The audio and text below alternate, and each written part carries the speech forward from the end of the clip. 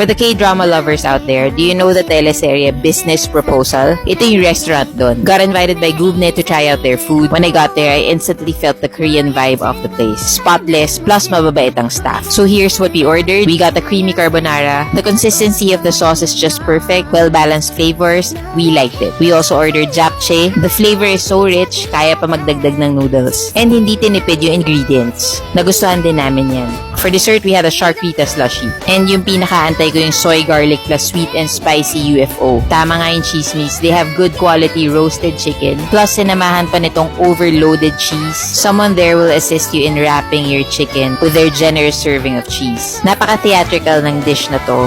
Talagang tatakamin. Alam kong nasarapan yung mga kasama ko kasi hindi na kami nag-uusap-usap nung kumakain. Pero seriously, nagustuhan nila, mapapa-extra rice ka daw. And then ako naman magta-try ng chicken. I first tried the sweet and spicy. Hindi siya ganun ka-spicy and perfect ang mix ng flavors. Masarap. And then yung soy garlic, ang swabe lang din ng timpla. Perfect. Then I just had to try serving the UFO chicken. Apparently, it's a skill. Ang hirap guys, inassist pa ako ni ate. Pero masaya. Kahit sablay ako. And then we tried this shark slushy. Lasa siyang gummies, perfect for kids. And then yung strawberry flavor, yan yung dugo ng shark. Nakaka-enjoy talaga dito sa Gubne. We'll come back to try out other dishes.